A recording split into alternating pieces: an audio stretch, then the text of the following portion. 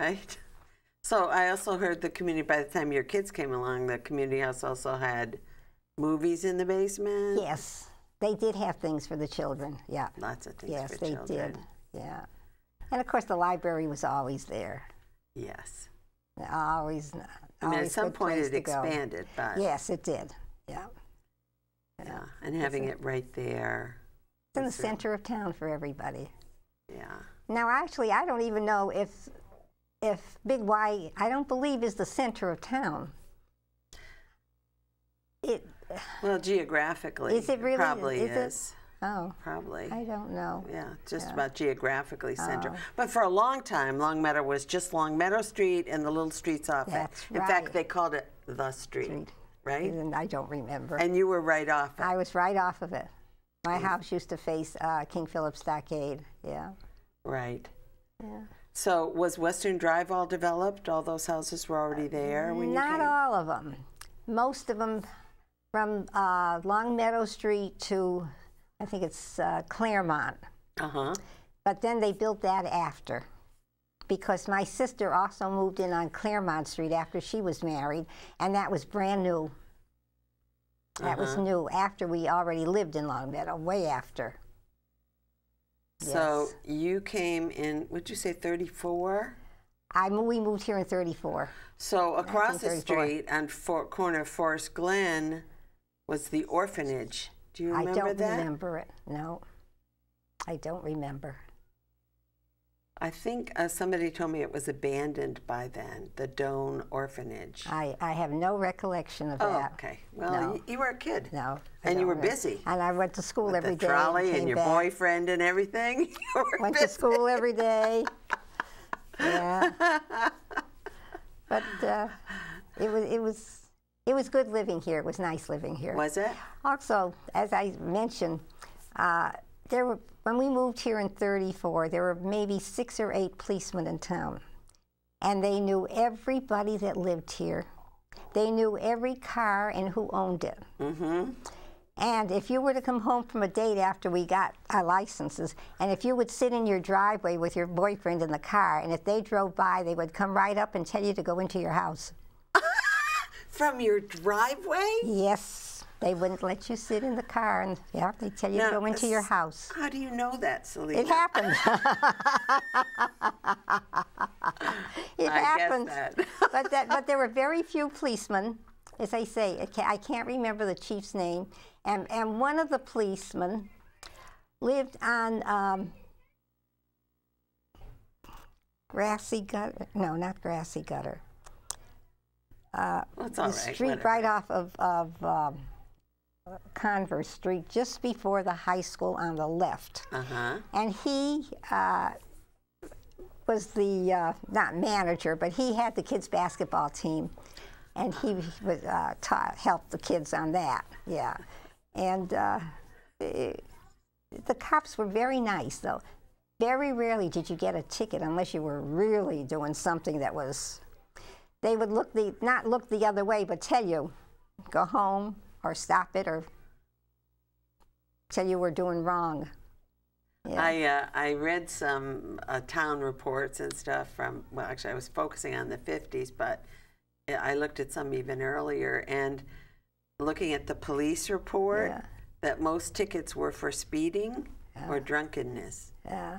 Because also Route 5, before the highway went in, was really busy, right? Yes, there was a lot of traffic on it. It was the north-south road.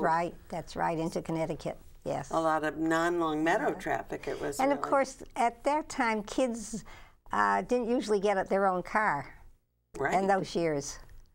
So you a lot of wives didn't get their own car. That's right. Yeah. So you didn't have too many problems. But the kids used to get mischievous, get in a little trouble, but they would bring them home. In fact, I can remember my son was going to pick up a date, and it was in the winter, and the roads were very icy. And he was driving. And he got into a rut, and the car had swerved and hit a parked car. And this is on a residential street. And whoever lived in the house across the street called the police, and my son called me. So we went over there, and the police said, well, who owns the car? So they went to house, and they finally got this house, and there was a party going on. And the man came out, and he says, "Oh, that's my car." And he was a little bit inebriated. So he says, "I'll drive it home." And they said, "No, you won't drive it home." They took the keys away from him. And they said to my son, "Were you going fast?" And he says, "I couldn't have been going fast. There were cars on both sides of the street." And they says, "Of course you weren't going fast." We can tell you weren't going fast. So you can't sort of tell by the damage. So we let him continue on his way. And as I said, they were very good to all the people in town, the police. And of course, I think they still are. They still are. They still are. I think Yes. they still are, Yeah. even though we have a few more. Not that many more. Although like I remember getting stopped once. I was on my way to work, and I was going down a side street, and it was in. I don't think I was going too fast, but they said I was. So they stopped me, and I really shouldn't tell this story, but I was given a ticket. I love stories that begin with that. I was given a ticket for speeding on a side street. It was shortly after an accident, and they were really cracking down on the people. And I was on my way to Bay State. And I got down, I called my husband. I said, "You know what? I got a ticket." He says, "For what?" I says, "For speeding." And I said, "I don't think I was going that fast." He says, "Who gave it to you?" I said, "Oh, a young cop." He says, "All right, give me the number." And he called up, and we had friends there, and they fixed it. It was a warning then instead of a ticket. You know, I was thinking of that this morning because don't put that in. so many people have stories of little larcenies or so on. I remember that very well. Yeah, it was a time. It was a time. So you were here in Longmeadow yourself in the 30s, 40s. All right. Then in 49, 46, I moved to Forest Park. My daughter was born, 46. So, then my son came in 49. So Longmeadow's always had like a close relationship with Forest Park. Well, more or less, yes, because they're so close to one another. Right, and they're on either sides of the park, and they're walkable. And Forest Park was always a nice residential area. Always. Yeah. Always very nice. So I lived on Rockland Street, which is off of Sumner Avenue. Yeah. Yeah, I know that. And the kids went to, I can't remember the name of the school. Sumner Avenue? Nope. Down the side street. I can't remember it now. Yeah. But not Frederick Harris? Yes. Frederick Harris? Frederick Harris. Oh. They went to Frederick Harris School. Yeah. Yeah.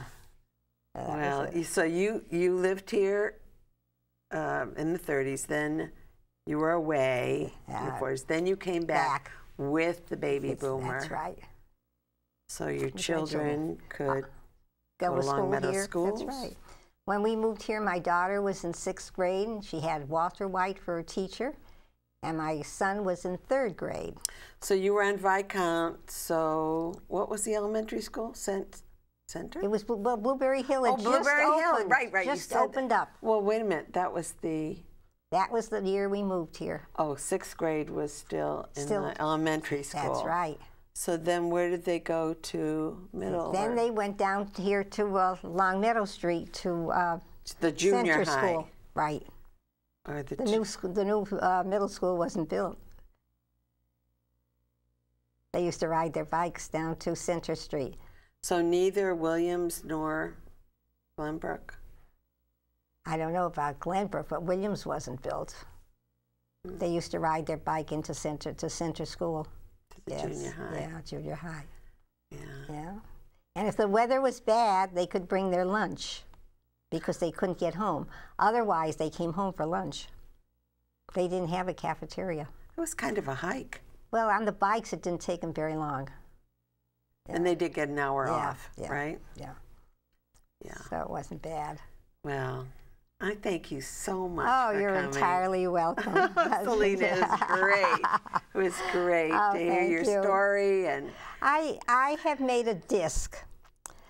I was at Glenbrook Middle School, and I was sort of a room, I don't know, with the kids. And they all, I grew up here. Well, as you said, they asked questions. So I wrote a paper on it, and I made it into a disc, and I'm going to make you a copy. Oh, thank you. I do have it at home. Thank and you. It's mostly what I've spoke about today. Yes. Well, I think it's really important that there's some memory of how Long Meadow grew and what else happened besides the colonial period. Well, here now, my son played drums, and he had the very great experience of meeting Joe Morello, who just recently passed away. And his drum teacher had played with Joe Morello, and his drum teacher came from Holyoke, and I used to drive him to Holyoke for lessons. And the article was in the paper about Joe Morello passing away and how great a drummer he was and everything else, and I cut it out, and I sent it to Gary. And he says, you know, it was also in the California paper, too, but he says it was nice hearing from you.